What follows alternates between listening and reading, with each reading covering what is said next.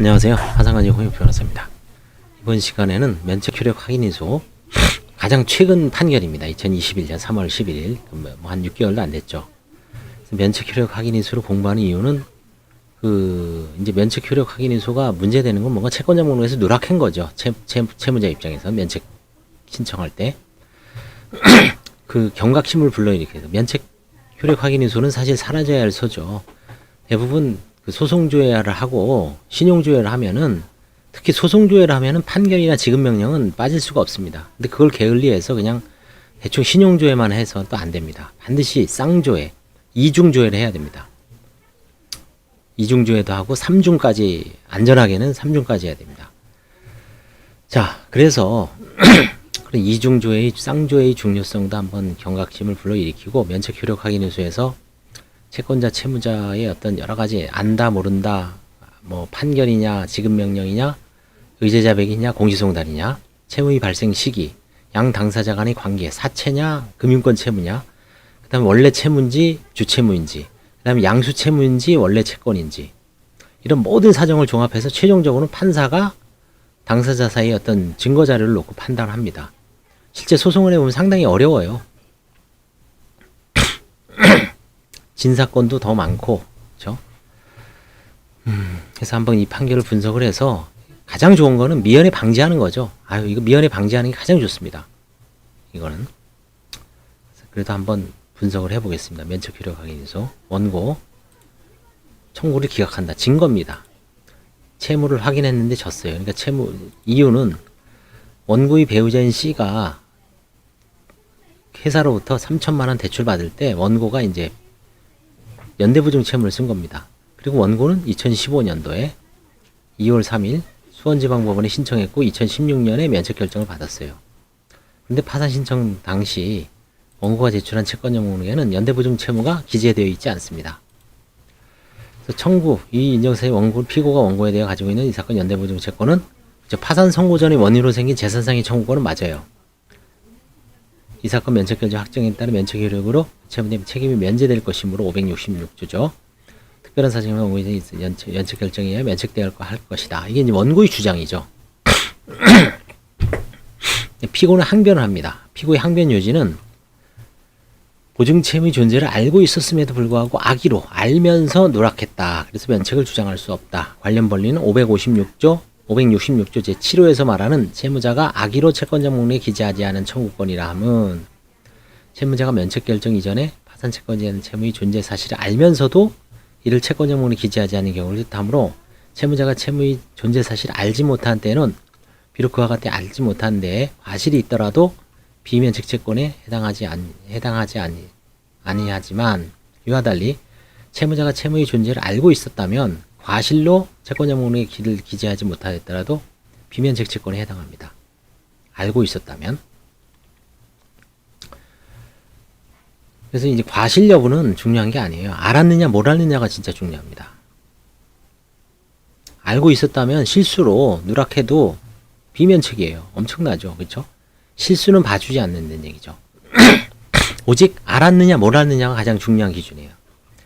이와 같이 채권자 목록에 기재하지 않은 청구권을 면책 대상에서 제외한 이유는 이거 쭉 나옵니다. 똑같이 판사가 이런 판결 읽을 때마다 천편일률적으로 갖다 붙이죠. 채권자 목록에 기재되지 아니한 채권자가 있을 경우 그 채권자로서는 면책 절차 내에서 면책 신청에 대한 이의 등을 신청할 기회를 박탈당해야 될 뿐만 아니라 그에 따라 채무자회생법 564조에 정한 면책 불허가 사유에 대한 객관적 검증도 없이 면책이 허가 확정되면 원칙적으로 채무자가 채무를 변제할 책임에서 벗어나게 되므로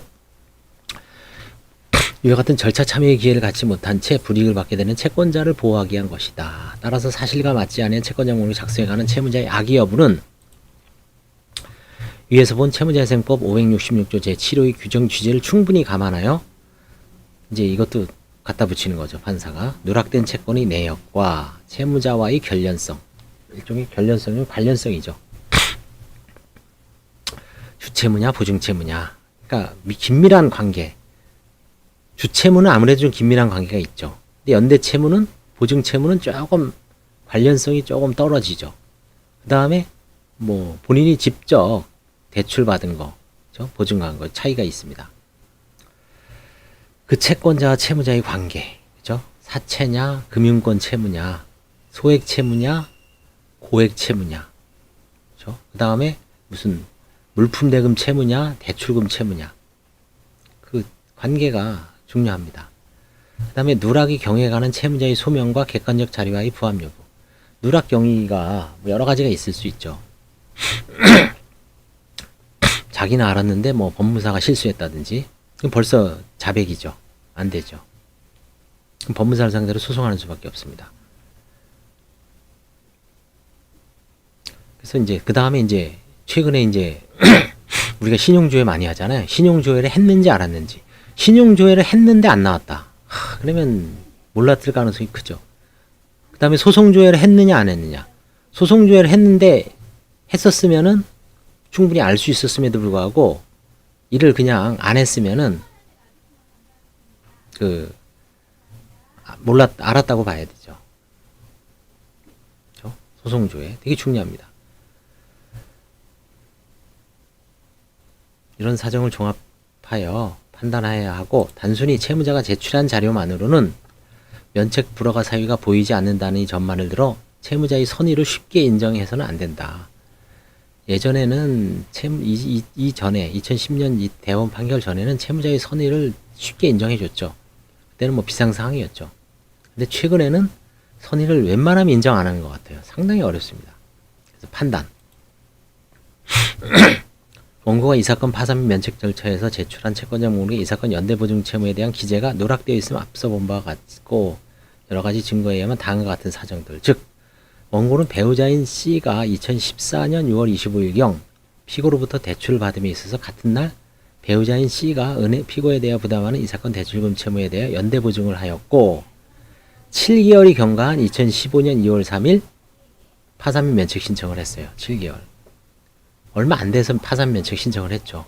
그럼 파산 면책 신청을 하면서 가장 최근의 채무인 연대보증 쓴 거를 기억을 하기가 기억을 못 한다는 게 좀 어렵죠.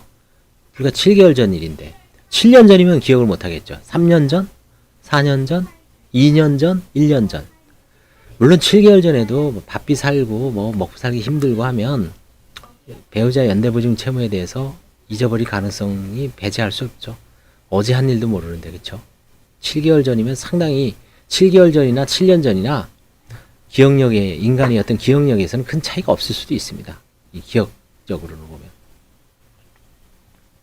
아무튼 이제 우리 판사가 판단할 때는 일단 7개월이 경과한데 면책 신청을 하였던 점. 원고가 진 걸 보니까 이걸 가깝게 생각한 거예요, 판사는. 야, 7개월 전에 한 것도 기억 못 하냐. 속된 말로 그런 거죠. 근데 이것도 상당히 좀 실질 현실에서는 안 맞을 수도 있어요. 억울할 수도 있죠. 먹고 사는데 바쁜데, 그쵸? 매일매일 일기 적어 놓은 것도 아니고, 그쵸?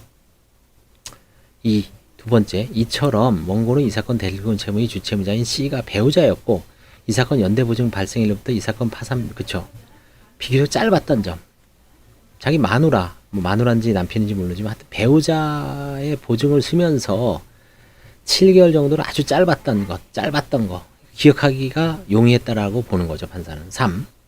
원고는 피고가 발행해준 부채 잔액 증명서에 이 사건 연대보증 채무의 존재에 대한 기재가 없었기 때문에 이 사건 파산 및 면책 신청 당시 채권자 목록에 이 사건 연대보증 채무를 기재하지 아니했다는 것으로 주장하나, 이 사건 부채 잔액 증명서는 원고의 배우자인 C가 본인에 대한 개인회생 신청을 위하여 2014년 10월 6일부터 피고로부터 발부받은 것이었고, 그렇죠. 이 사안에 있어서는 결국 그런 거죠. 배우자인 C는 개인회생을 하기로 하고, 이 연대보증 채무자인 원고는 파산, 부부가 한 사람은 개인회생하고 한 사람은 파산으로 해서, 개인회생에는 거기는 주채무자인 배우자만 나오죠. 연대보증 채무 기재 안 됐던 것 같아요. 그와 같은 이유로 이 부채 잔액 증명서는 발급일 기준으로 C 본인이 피고에 대해 부담하고 있는 이 사건 대출금 채무의 액수만 기재되어 있던 것이며, 원고는 이 사건 파산 및 면책 신청을 하면서 피고에게 원고 본인에 대한 부채 잔액 증명서 발급 등을 따로 요청한 바 없었던 점. 그래서 부채 잔액 증명서도 진짜 직접 요구를 해야 돼요, 원칙적으로. 요즘 이제 대행사도 있지만, 그렇죠. 대행사도 인감을 받는 게 그렇죠. 확실하게 하기 위해서 그렇죠. 건변이 다 받죠.